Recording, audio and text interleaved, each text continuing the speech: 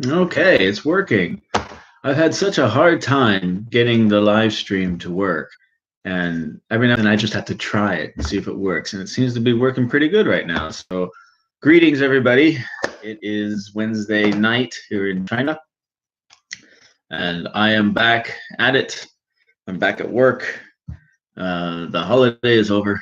So, I need to get back to the grind. Now, what was I doing this whole time? Well, hello. Nice to see you. Um, what's your name, by the way? uh, yeah, I had a nice long, almost 6 weeks off from college, Spring Festival. Everything was fantastic. And, as you guys know, I went to Nam and now I'm back. And I did Spring Festival here in Zhongshan. And then I rented a car and I drove all over Guangdong. And those videos will be coming out soon. I have to get through one more city in Vietnam, Hanoi, and then I got a bunch of hotel reviews that I've done through Guangzhou and a couple of other places. And then I did a road trip. I did a couple of days in Western Guangdong, came back, and then I did a couple of days in Eastern Guangdong. And I drove to all the major cities. I did Yangjiang, Zhaoqing, Shaoguan, Huizhou, Huyan, Chaoshan, Shantou, uh, back to Guangzhou, and then back to Zhongshan. So I got a lot of really, really cool stuff coming out, I think. Greetings from Nanjing. I haven't been to Nanjing yet. Maybe this summer I plan on hitting up Nanjing, northern China, to do some Beijing and Xi'an. That's what I'm planning for, probably in September. You staying warm up there in Nanjing? So cheers, everybody. So classes have started again. They started on Monday, and I am very, very busy right now with lesson planning. It's actually a little overwhelming with the lesson planning. If you recall, my lesson plans take anywhere from 15 to 20 hours to do one lesson plan. And before, I would have plenty of time to do it, even though it took many hours. And then I went to this term where I'm trying to squeeze all of my lesson plans into the first 4 weeks. So I'm just knocking them out left and right now, and it's taking a long time, and it's going to bury me in work late nights for the next 4 weeks. The good news is, for the 4 weeks I'll be very busy, but after that I'll be set for the rest of the term, and I'm going to have a lot of free time in April, May, and June to do little mini travels here and there and enjoy myself. One thing though is my shoulder is still bummed, still hurts a lot, and I can't exercise. I can't do my yoga. I can't weight lift. I can run, but I've been gaining a lot of weight because I can't exercise, and I've been eating very poorly. So now that the term has come and the work has started again, I'll probably get back into routine and hopefully lose some weight. So let's see. Sun Yat-sen is buried in Nanjing. I didn't know that. Okay. Yeah, I live in Zhongshan, so of course it's the town named after Sun Yat-sen, and they make a big deal of it. He had many houses throughout China, lived in many places, but Zhongshan is famous for Sun Yat-sen, and I've been to his house and his village here many times, and it's a wonderful museum. It's a first-rate museum, for sure. If you ever come to Zhongshan, it's probably the number one touristy thing to do here. There's nothing really touristy about Zhongshan, but the house and the village that he's in, and then the museum that's there, is very good. It's a history of the Republic of China from beginning to end, and Sun Yat-sen's. It's not only him but his family, and a history of his family too. So it's really neat, and it's right next to a giant middle school. I think it's called Sun Yat-sen Middle School, and it's beautiful. It's a beautiful campus. It looks like a university, and that is right next to a giant movie backlot where they film lots of movies. I did a video about that a couple of years ago, and I'll go back to it soon, I think. the movie lot is awesome. It's they have like an old Tokyo town, they have Guangzhou town, they have a little London and an American, like an old West American area there that they film movies and commercials and things like that. So the one thing I want to do in Nanjing is I want to go to the Holocaust Museum there, the Nanjing Holocaust from World War II. The Chinese call it the War of Japanese Aggression. And I have a friend of mine who's been there who lived there for a little while and said it was incredible and sent lots of pictures. And I'm looking forward to that. So cheers, everyone. It's about 10:15 p.m. here in China on Wednesday night. So back in America, it's early morning, Wednesday morning, and a lot of things going on, a lot of plans. Again, I am working a lot right now, but I still have a lot of plans coming up in the near future, especially as summer hits. My summer is starting to develop, and I'm starting to put things into motion for an amazing summer, one of the best summers ever. It looks like I'll probably be spending another year here at the college. That's kind of what I'm leaning towards.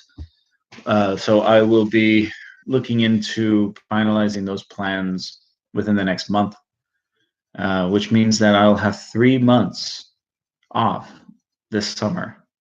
Now, this summer, I have to leave China for at least 30 days.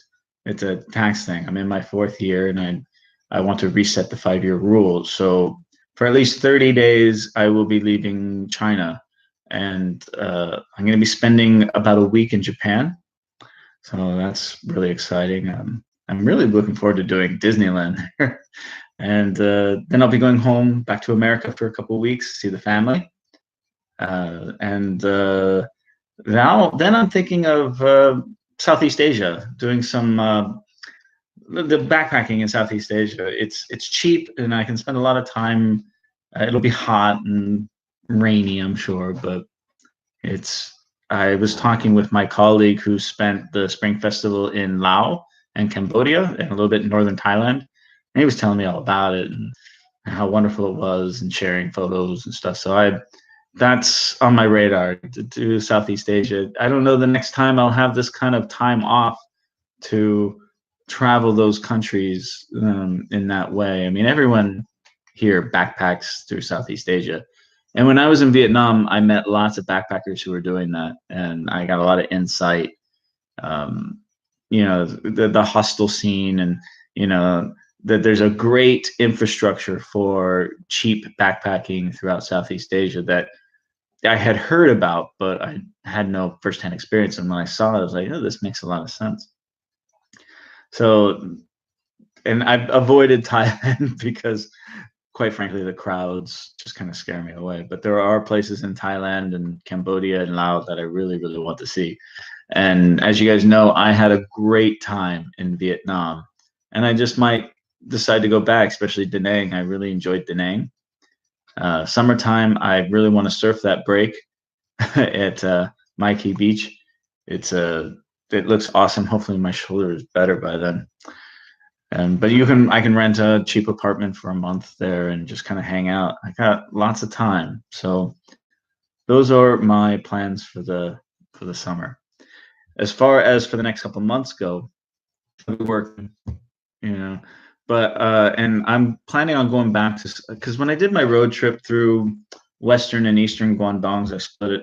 I was real quick in and out of these different cities just to see it. Okay, this is interesting. That's good. And I'm just making mental notes for the next time I want to visit. So in April, May, and June, when I have these long, 4, sometimes even a 5-day weekend, basically, I'll be able to make these trips and to some of these outlying cities around the Pearl River Delta. There's a fly in here. Kill that thing. It's just, you can see it flying around. So Zhaoqing, I got rained out in Zhaoqing. I will go back because there's some great hiking and a lot of history there. I got my fix of Yangjiang and Jiaopo. I'm not really a beach guy. I might go back and hang on the beach for a little while. I didn't make it to Maoming. I really wanted to go there. So that's still a place I'd like to go visit. And there's new rail lines out from Zhuhai to the western part of Guangdong that make it much easier to visit those cities. When I first went to Zhaoqing 3 years ago, the rail line was still being built, so I had to take a train from Guangzhou to the north side of Zhaoqing, and then take a bus on a dirt road for about an hour and a half to get to the main part of the city.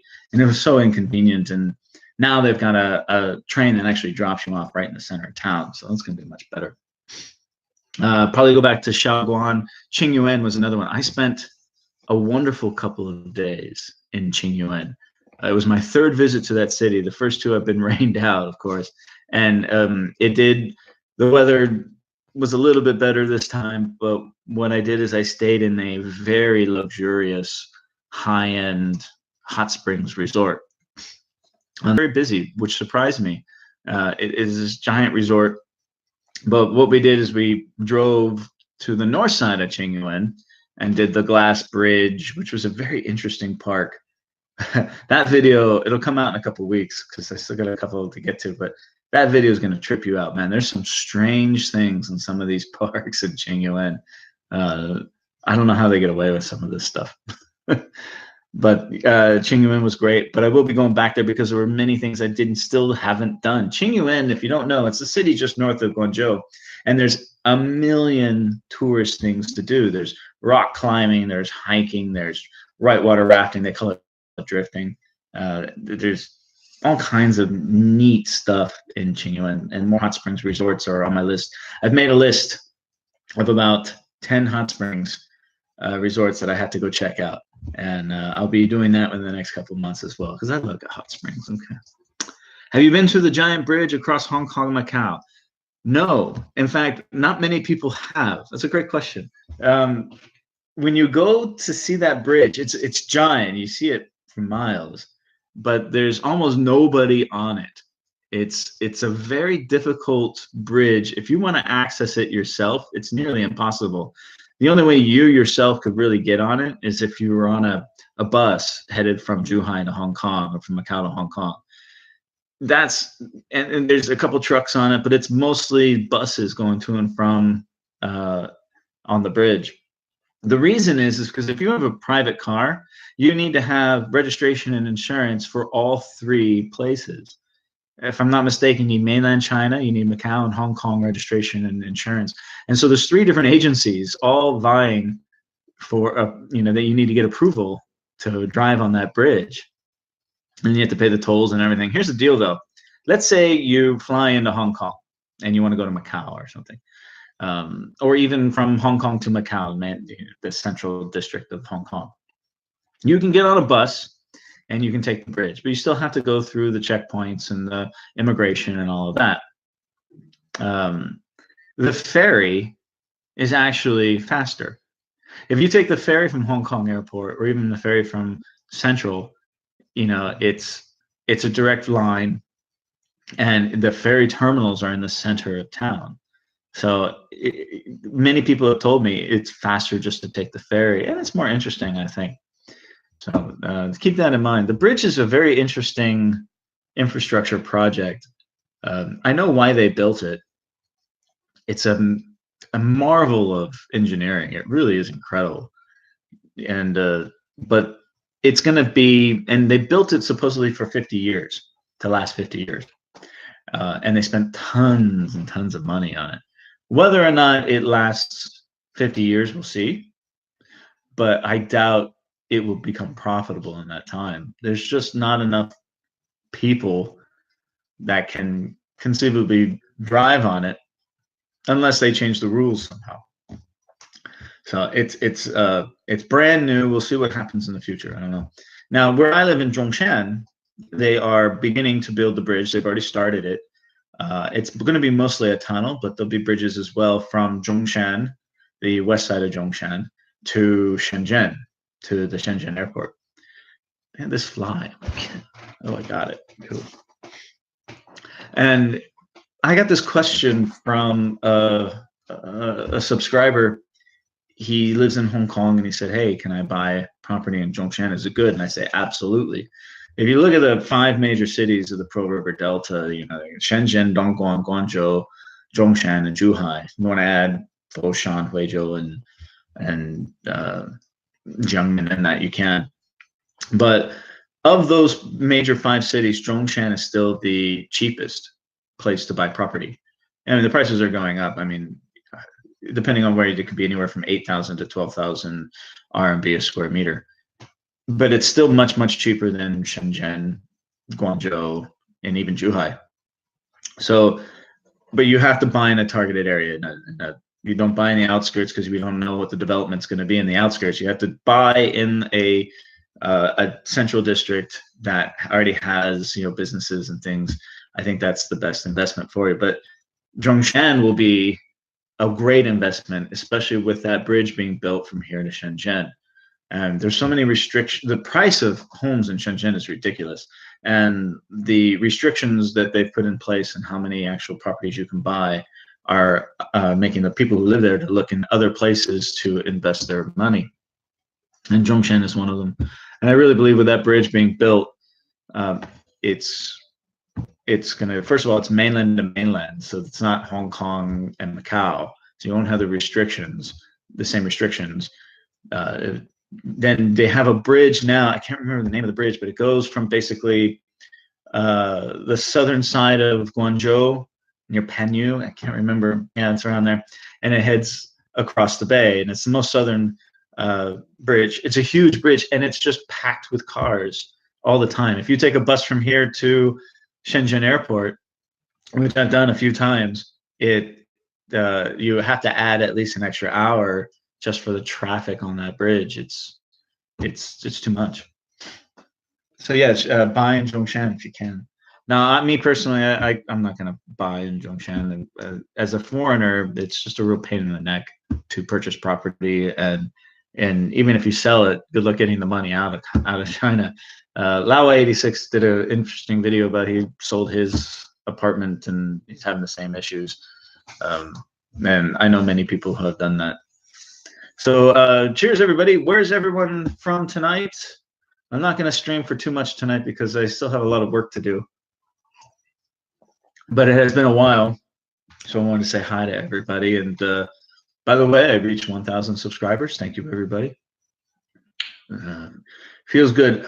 It took forever, man. I've been doing the YouTube game for about 2.5 years.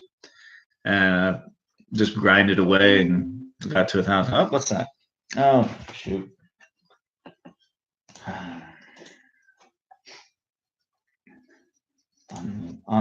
Okay. Imbibing, how are you, dear? Howdy, Paul. Finally, I'm making it to one of your live streams. I always miss them. Yeah, I've been trying to live stream for every now and then, a couple of days in the last couple of weeks, but the connection has been so bad that it's not stable, and I haven't been able to do it. So for some reason, it's strange. Classes started, and there's more people here on college that are playing video games and streaming stuff at night, and for some reason I have a stable connection. So I'm doing that. Imbibing, why don't you publish them after streaming? I do. Yeah, I only got 3 of them that I've done. Yeah. I've tried to do more. Again, I'll do it for like 2 or 3 minutes, and then the connection goes unstable, and it's not worth it. It's just a frustrating thing to keep it going. So, Imbibing, I wanted to talk to you about the Osmo Mobile, or excuse me, the Osmo Pocket. I'm still struggling with trying to get a solid stabilization from that. I don't know if it's, I'm working harder to keep it out and keep it steady, but it still seems to be jumping all over the place, especially in the selfie mode. When I turn it around, it's constantly moving and I can't seem to get it steady. Do you know there's another YouTuber, I think his channel's called Living in China. He's freaking hilarious, this guy. Great content. And he and his girlfriend, they live in like deep China, and he's he's a funny guy. And he's all about the Pocket. And his videos are smooth and sharp. Yours are too. And I don't know how you're doing it, but I'm struggling with it. I find that if I just hold my iPhone out and do this, it's almost as, I think it's actually better than the Pocket. But of course, in selfie mode, this is terrible. Now, the new iPhone X has a stabilization on the front-facing camera. So that might be something. I am looking to upgrade my phone. This is 2 years old. The battery runs very short. It doesn't stay charged for very long. So I'm thinking of upgrading. I move slowly with it. Well, I can't move slowly. I think sometimes you're moving it too fast. What folly mode are you using? I don't know. I guess I'm just too lazy. I still think the Osmo Mobile is a better machine between you and me. It's just a pain in the neck to pull it up, but it doesn't matter. You know, I'm not a professional. I don't make money from this.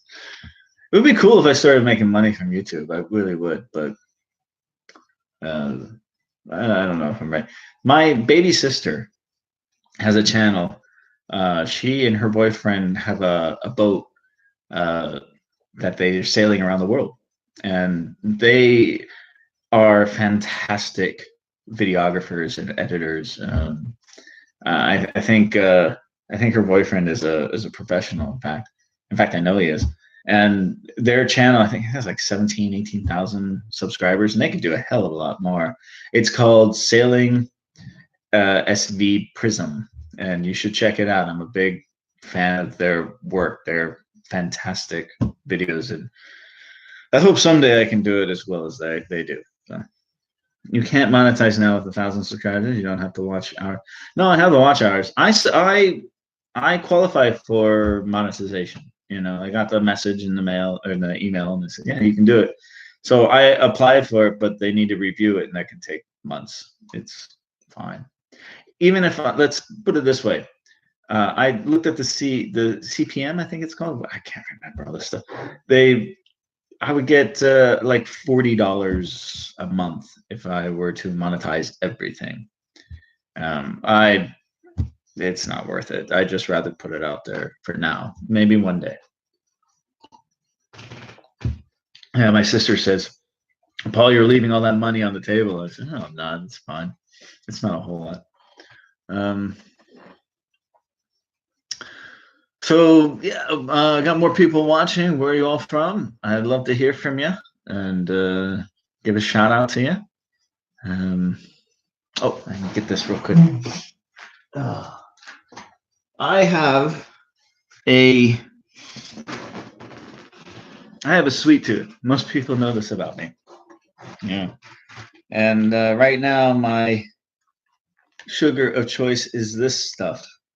This is like sugar-coated popcorn, man, and I love it. It's fantastic. Now, I can't find it at Walmart or any of the grocery stores. It's only like available at the little corner store here on the college campus, which has been closed for the last 6 weeks, and they finally opened again so I can get my fix of chocolate-covered popcorn.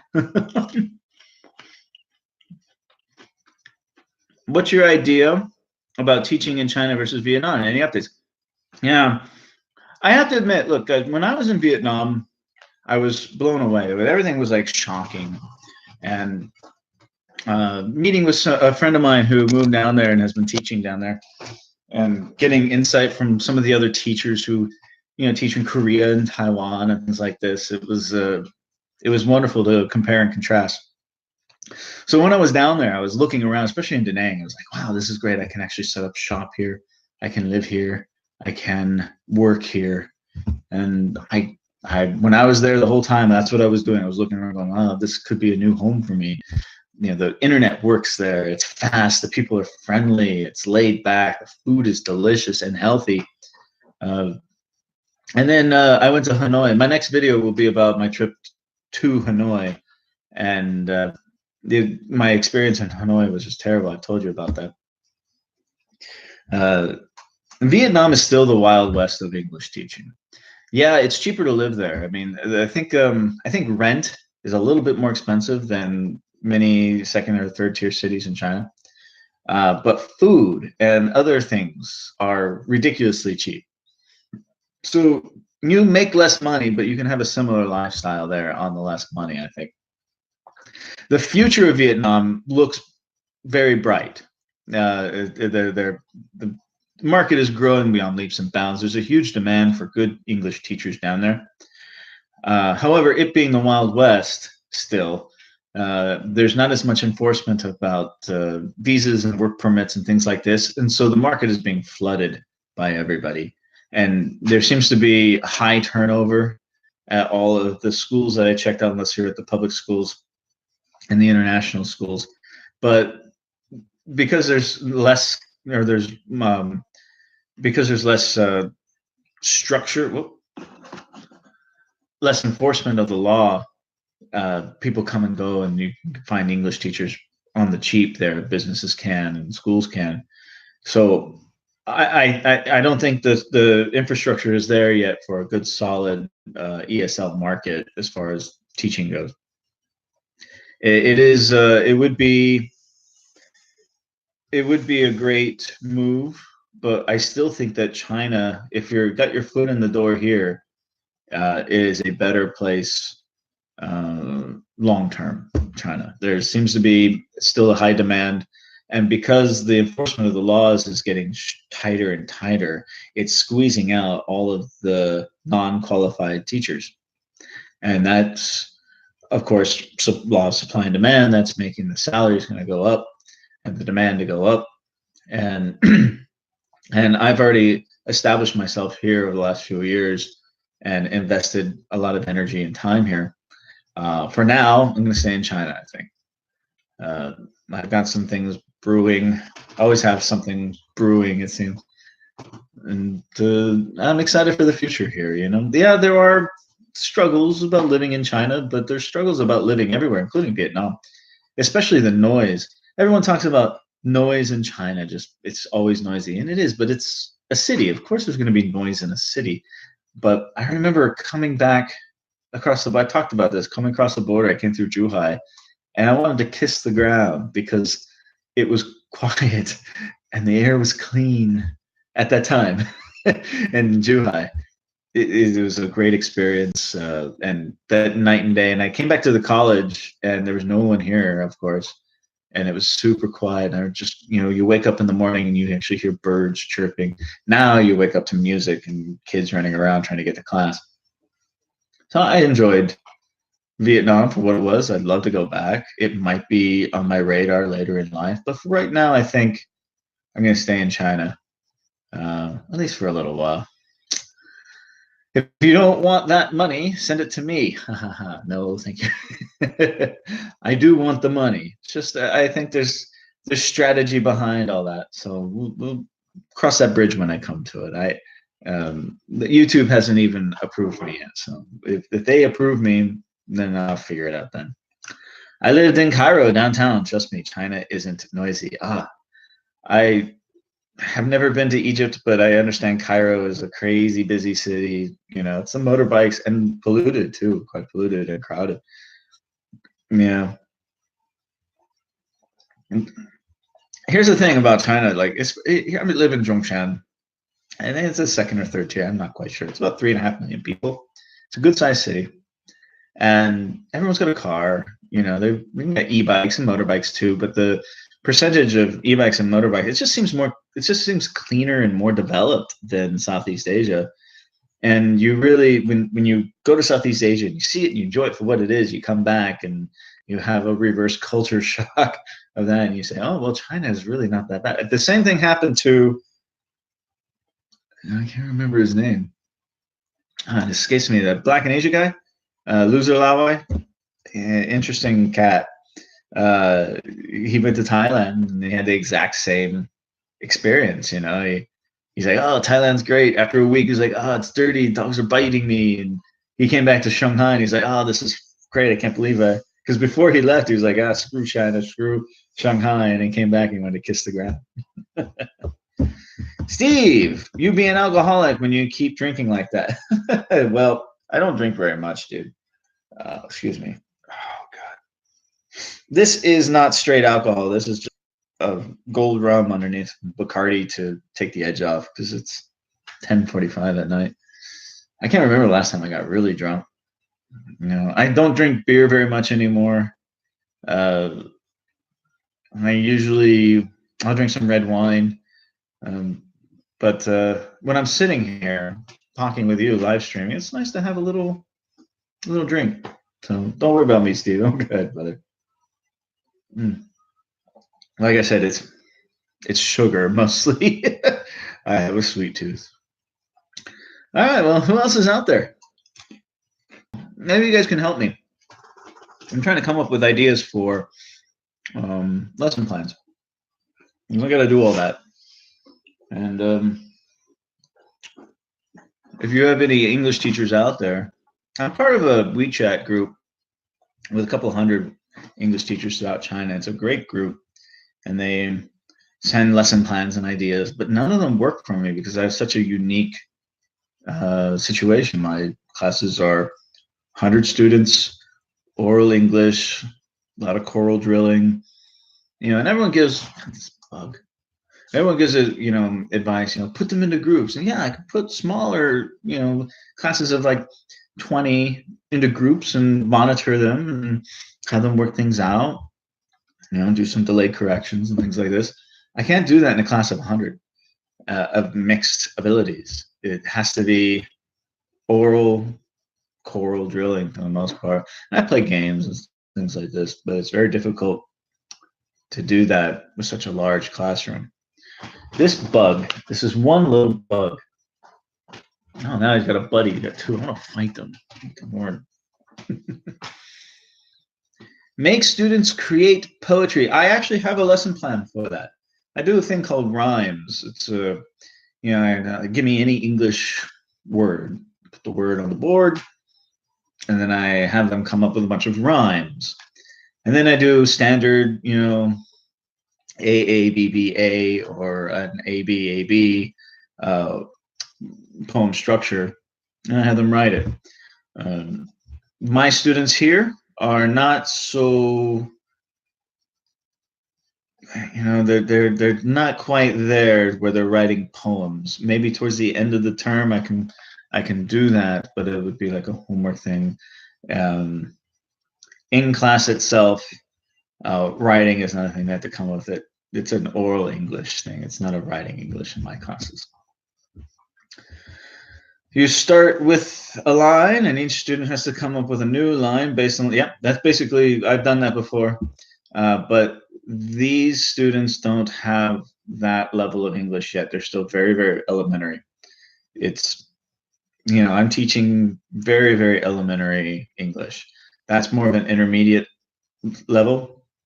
And I have done things similar to that where they toss the ball to the next person, and they kind of come up with something new, and then toss the ball to the next person. I incorporate a lot of that into my class. Actually, it seems to be good. Okay, now you choose, who's next, and they can count on their buddy. Their buddy, oh no, don't choose me. He's like, yeah, you go, and everyone kind of gets on them. It's great. What's up, Hyren? How are you, brother? Good to hear from you. I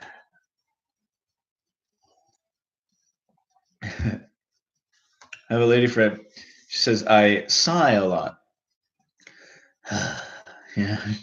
Why do you sigh so much? I don't know. The car that I rented. Oh, okay. So the car that I rented was not a Chinese car. The rental agency here in Zhongshan that I used mostly just used foreign brands. It was a Volkswagen. The one before that was a Peugeot. Excuse me. I think that's how you pronounce it. I'd like to rent more Chinese cars. I really want to get more experience with the Chinese brands, but the car rental agencies seem to go with the foreign brands. The only other option I have was a Jeep, which I've rented before. They had a Kia. It's a nice car, actually. And then they had an Infinity SUV, which was like 300 RMB a day. So get this though, it was a Volkswagen La Vida, I think it's called. There's so many different. There's like Jet. There's so many different Volkswagen brands or models. It's insane. So it was a four-door sedan, automatic, and it was a the Chinese version of the Volkswagen, and it was great. It had no power, but a great gas mileage. It was very comfortable. It worked out with, again, no cruise control though. God, I need cruise control on these cars because there's cameras everywhere, and it's one of those, you're always on, on the lookout for a camera. What's the speed limit for this camera? And am I going that route? Am I going 1 mile per hour over? They're gonna get me.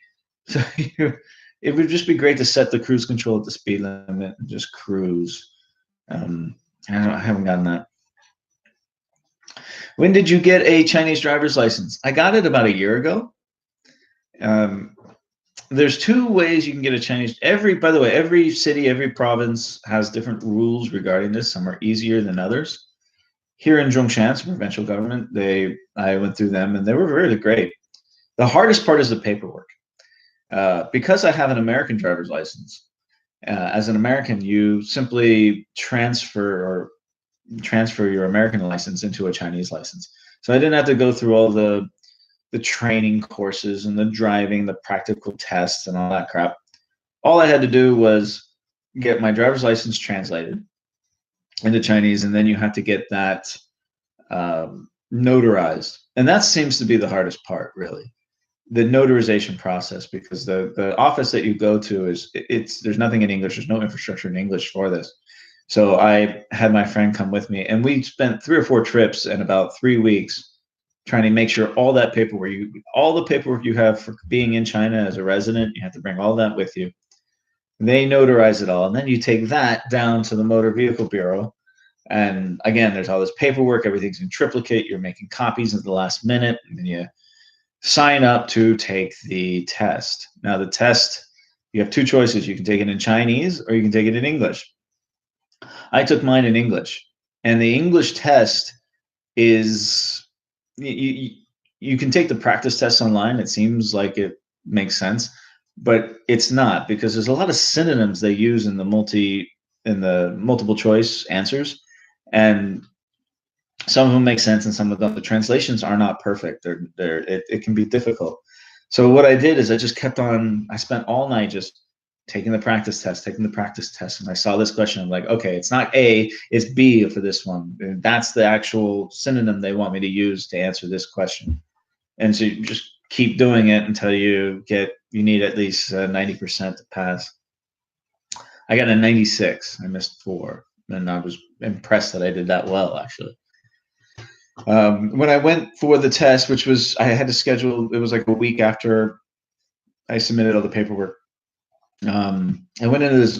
I went in. I said, "Here I am. Here's my passport."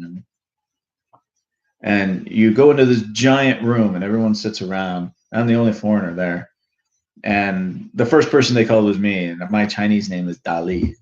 Dali, that's me. And everyone was laughing and stuff. You go up, you get your paperwork, and then you go stand in this giant line where you are going to sit in front of the computer and take the test. Now, they saw me, and it was great. I felt like a VIP. They saw me, and they said, "Oh, English." I said, "Yeah, English." And they pulled me out of the line, which was out the door, down the stairs, a couple flights, and out the door. And they pulled me up, and they walked me past everyone into a side door, and I got to sit down right away and take the English test. And right away, I passed it. And a week later, I was able to go back and pick up my Chinese driver's license. And that's it.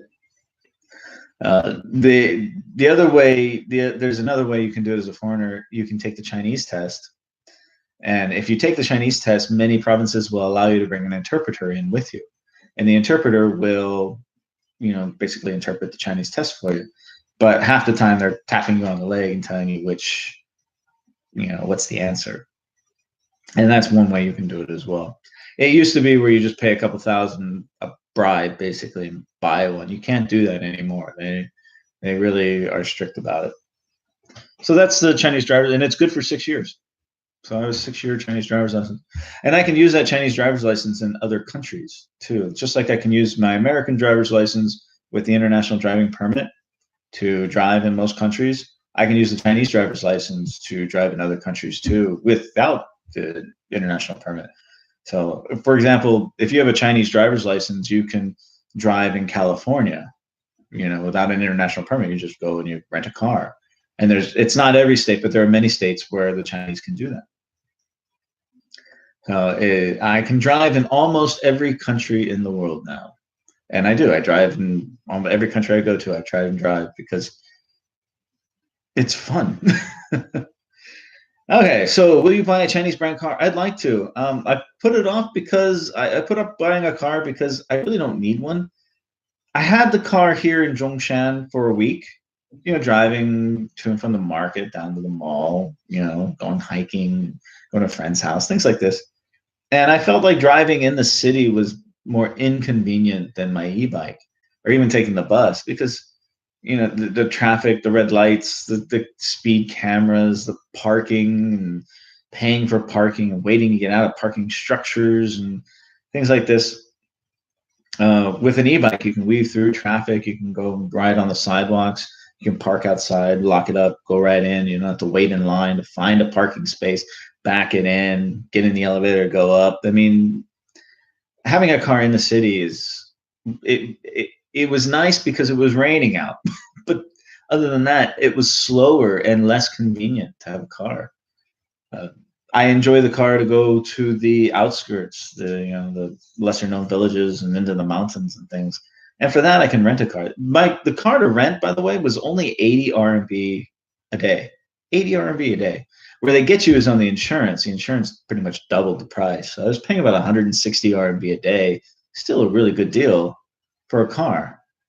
And it's very convenient. They just take a 3,000 RMB cash deposit and you get the car. They've got all my paperwork on file already. So I just literally on the app, I reserve it. I meet them at the place. I sign their little iPad and off I go. And when I'm done with it, I just send them a message. They come and pick it up. It's very, very simple. What I haven't done yet is rent a car from the airport.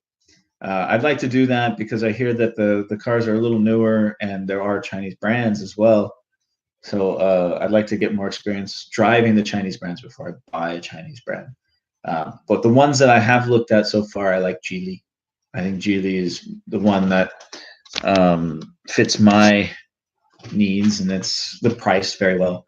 The foreign brands here are just too expensive. Honda, Toyota, even the ones that are built in China, there's a premium on them. So you can buy a Ford or a Chevy, but there's not very many Ford or Chevy dealers nearby. So to service the cars is a little bit more difficult. But if you buy a Chinese brand, there are service places everywhere. Parts are cheap, and it's the way to go. And it's much, much cheaper.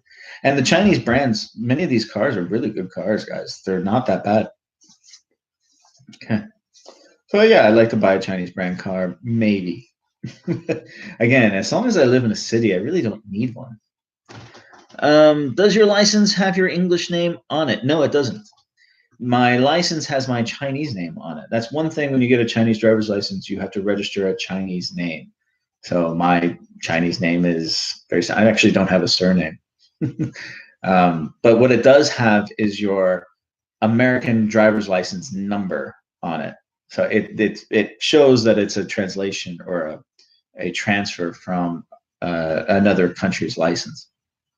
So it does have that. So basically, when I drive, I have to have my Chinese driver's license and my American license. They keep them in the wallet, so they're right there. And you have to have your passport with you too. My dad got his Chinese license last year. It's got his Chinese name on it, and he had his driver sign it for him as he can't write Chinese himself. Well, that's one of the reasons why I picked my name. My Chinese name is Da Li. And they're two very simple characters. And it was actually a girl at the office that recommended it to me. And they're very simple to write. Because anytime you deal with any kind of, if you buy a house or you buy a car, there's lots of paperwork you have to sign. And even for the Chinese driver's license, you have to sign it. So, you learn, if you have you just learn the strokes for that character. It's only 3 characters, you can get it done. Yeah. Oh, that's too sweet. Who else is out there? I got a lot of people watching me now. Say hi so I can give you a shout out. By the way, I have these glasses, and these are I bought them here in China, and they cost about 2,000 RMB for these. So why are glasses so expensive? And it's not just in China; it's everywhere, right? They are basically just plastic with some glass, and they're 2,000 RMB. I know you can get them cheaper, but to get a decent pair, I don't know why glasses are so expensive. All right, I'm rambling. I got filthy, dirty. You can't even see through them. Okay. Oh, let me tell you.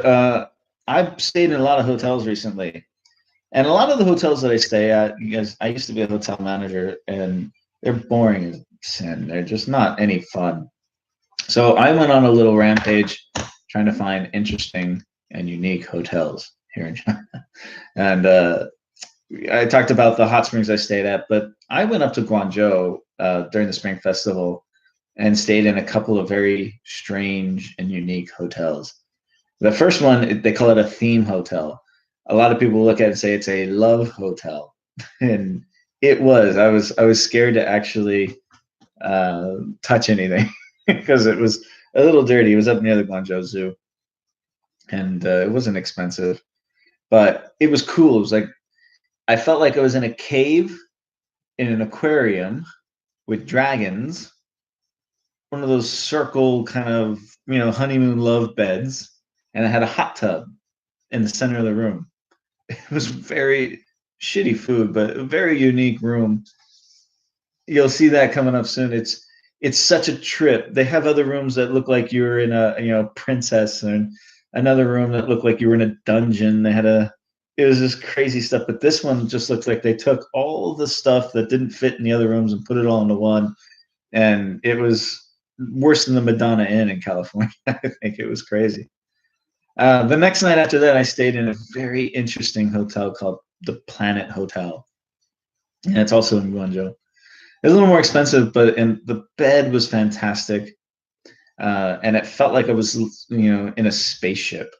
I mean, everything was like it looked like it was designed by Apple. Everything was white with rounded corners and soft edges, and it had the shower that it had shower head. Here's the thing: they advertise these showers with shower heads coming down from the sides. It plays music. The lights change, and basically get in here, and the water's supposed to splash all over you and clean you in like 2 seconds. It doesn't work like that. You can either have the water come from here, and then you turn the knob. Now one comes from here. Turn the knob again. One comes from here. So you can't get them all at once. Kind of sucks. Were the walls in the theme hotel thick enough?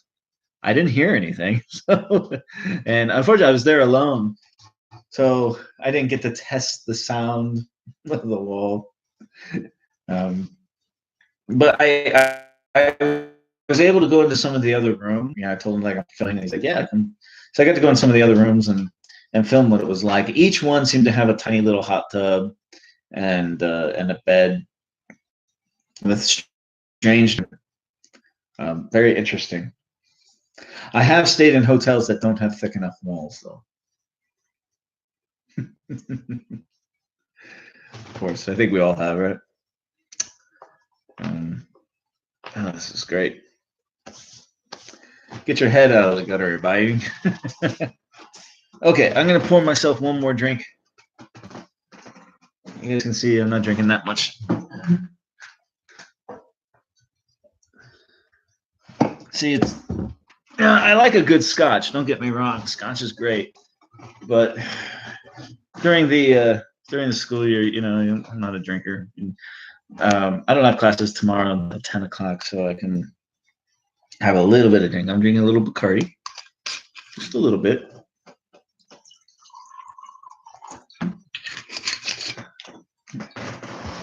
And then I drown it in sugar, Schweppes cream soda. So it's super, super. It's like a dessert drink, really. There you go. And that's my nightcap. So it looks like that. There's hardly any alcohol in it, really. Again, I'm trying to stop drinking. I've gained so much weight in the last few weeks, mostly because of my diet, and my shoulder. I have to go have an MRI on my shoulder to see if there's any lasting damage because it still hurts. It hurts to put on a coat in the morning or to put on a sweater. I can't lift. I can't do my yoga. I can run, but I can't carry the water in this hand. It hurts. So I gained a little bit of weight. Mm. Oh man, it's like liquid sugar. It's very, very sweet.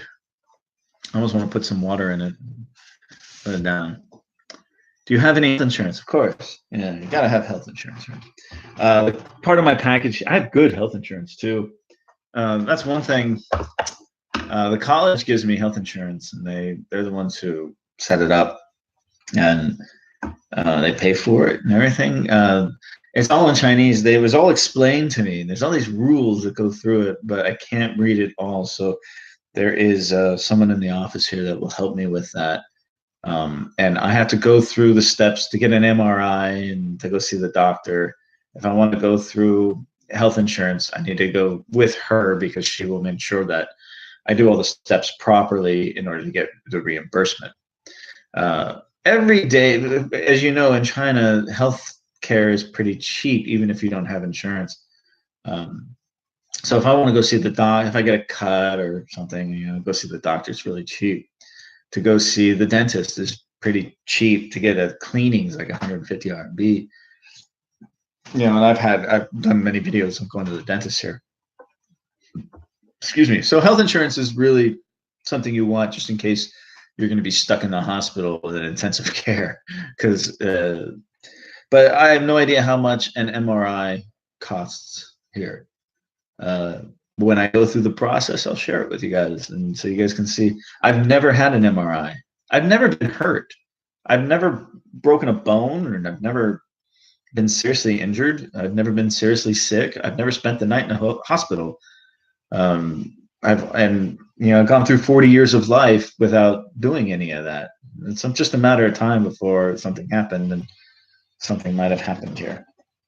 Oh God, that hurts. Yeah, riding an e-bike is dangerous in China. I have been taking the bus. I haven't been riding the bike here in China at all, really. It's just collecting dust outside. I do ride it to go to the market and down to the hamburger joint, just on the sidewalk, very, very slowly. I'm a lot more careful, It's only so much you can play with a snake until it bites you. Well, it bit me. So I'm not scared. I mean, I can get on it and I can ride in the streets. Just I don't want to. I'd rather just take the bus and play with my phone or read or something. It's only 2 RMB to go anywhere in the city on the bus, and it's very convenient. There's buses everywhere. It's just much better, I think. So who else is out there? Say hi, please. I need to figure out how to. A lot of guys who do live streaming, what they do is they have what they see on their computer, so you can see what they're doing, and then they're in a little box in the corner. I don't know how to do that. I should look into that. That way I can show you some of the interesting things I'm doing over here on the side. I got a dual monitor set up. My lesson planning, I'm doing idioms. I love idioms, food idioms. Okay. And then, by the way, the Google Translator is getting much, much better. I've noticed that when I first started translating my lesson plans into Chinese, I would use Google Translate for it.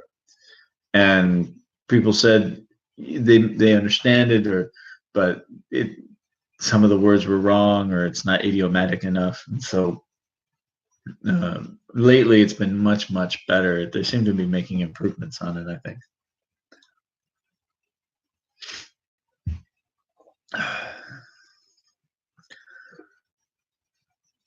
What's your favorite idiom? There's so many. I don't have a favorite.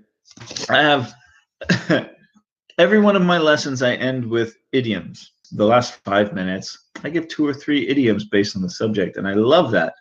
And the students seem to like it too, because I have a lot of fun with it. And today I had a class and I taught a couple of car idioms, and it was great. But I have a student who's been my student since the very first day I got to China, and he loves the idioms. And it's amazing. He would come to class every day. He started out not knowing any English, and now he's very, very good. And he's got a notebook like this thick of idioms that not just me, but he's gone out and learned himself. And he's a funny guy. Every time you talk to him, it's like everything is idiomatic. It's great. Lucy O'Neill. Have you met anyone who's been a Tefl teacher in Cambodia, or do you know anything about it? No, I don't know anyone who's been a Tefl teacher in Cambodia. It's a great question. I know a Chinese teacher who owns a language school here in Zhongshan, who is now living in Phnom Penh as a trainer for some kind of Chinese corporation down there. That's the closest I think I can get to a Tefl. Hoping to head out there in a month or so. Tefl qualified, but no degree, so my options are somewhat limited. Southeast Asia is where to go. I recommend look into Vietnam. Again, Vietnam's a great market. If you are a solid teacher, they're going to want you. I mean, there's so many fly-by-night teachers that come and go all throughout Southeast Asia. If you're a solid teacher that's not a backpacker and you're going to stay and you're going to work and you've got experience, whether you have a degree or not, they're going to want you. So again, it's the Wild West. They have all these rules, but they're not enforced. In China, they're enforced. The days of you coming here without a degree and working are over. You have to follow all the rules. There's no getting around it. They will catch you, and they catch a lot of people all the time. So your options are limited, but not as much as you think. There's really still a huge market throughout Southeast Asia for TEFL qualified teachers. And the demand is still very high. And you don't necessarily need a degree to get a decent job. Like, man, if you're a solid person and you are going to be there for a while, they're going to want you. So keep that in mind. Now, also keep in mind that Cambodia is the poorest country in Southeast Asia. So they're not going to pay very much. There's not a demand for high-level business people unless you go to the central business district of Phnom Penh. But for those types of jobs, you're going to need a degree for the high-paying jobs, any training center or consulting firm or something like that.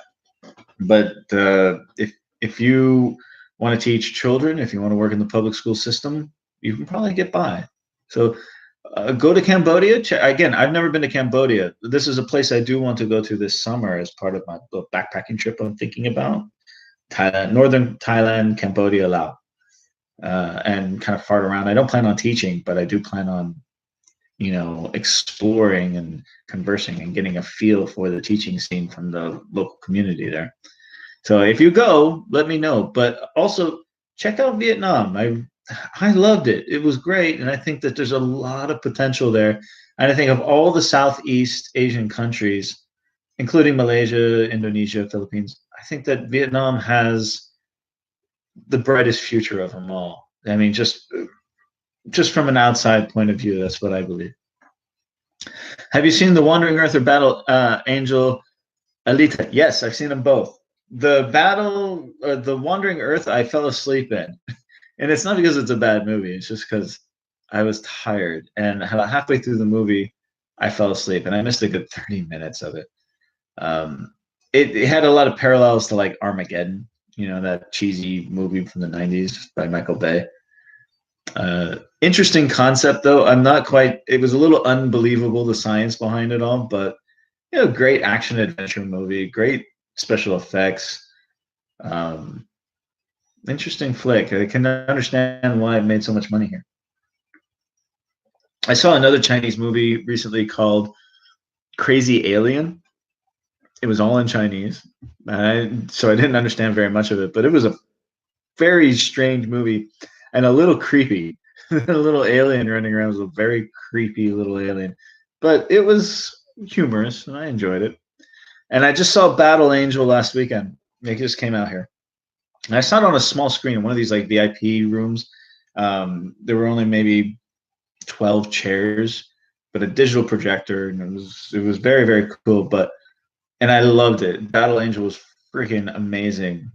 It was great. But I recommend seeing that on the big screen. I'm gonna go back and see it on the IMAX because there's so many the chase scenes and some of the battle scenes, the sports scenes when they're. I won't give it away, but see it on the big screen. See it in IMAX. I think it'll be much much better. I had a great experience, but I wish I had seen it on the big screen. I just couldn't get the timing for it. There's only so many IMAX screenings for that movie. There's two IMAXs in Zhongshan, and they alternate that movie with another movie in the IMAX, and so the timing, it would have been too late to see that movie on the IMAX. So I saw it on the VIP, which was great and cheaper too. Have you seen it, Abhay? Have you seen those two movies? I recommend going to more Chinese movies. I saw another Chinese movie with a friend, and it was like a action adventure, kind of an Indiana Jones style movie where they were looking for a lost treasure in Yunnan. And it was interesting. It's great. They're just fun movies to go see. And again, going to a movie in China is very cheap, unless you're going to go to a first tier city and see on the IMAX, and the opening weekend. You can see all kinds of really interesting, fun movies for $2 or $3. And even if you don't understand everything in the movie, you still can get the gist of it. And it's a fun way to spend an hour or two. Yes, Armageddon, my favorite movie. I clearly see the parallel. Yeah, of course you did. It just had that same feel to it, the Armageddon. Everything from the spacesuits and driving around on the ground. It was nuts. I just think that the premise of the movie was a little outrageous. That they had these giant engines on half of the Earth in order to move it across the galaxy and it's going to take like multiple generations for it to reach its new location. It just didn't buy it. It was a little outrageous for me, I think. Okay, so does anyone else have any other questions? I've been on for an hour, and it's 11:15 at night here, and I still need to get ready for bed. So any other questions out there? Again, everyone, thank you again for watching my videos and supporting me. Again, I'm shocked that I have 1,000 subscribers and that people actually watch my boring ass vlogs. They're fun to watch. Again, I started making them for my friends and family back home, but mostly for myself, to just document my time here so that when I'm an old man, I can look back and see how much fun I've had. That's really the main reason why I do it. And it's interesting. It's an interesting paradigm where people watch your vlog. It's like opening up your photo album of your vacation and people commenting and watching, and this is really great. I love it. I saw Alta 9x 3D. I found the sound too noisy. I was wondering. I saw Wandering Earth in the VIP room. Much better watching experience for me. That's very good. The sound was too noisy. Well, IMAX supposed to be incredible sound, so it makes sense. All right, Steve. Thanks so much. I'm going to call it a night, guys. Good to see everyone. Thank you for listening to me ramble for an hour. I try to do a live stream at least once or twice a month. And I was home tonight, and I had a good connection. So that's why I tried doing a live. As you know, I've tried doing live streams a couple times in the past week, in the past 2 weeks, and the connection is just so shitty. It was so frustrating. But tonight I had a good connection. So anyways, I'm calling it a night. Take care, everyone. Thank you so much, and we'll talk to you soon.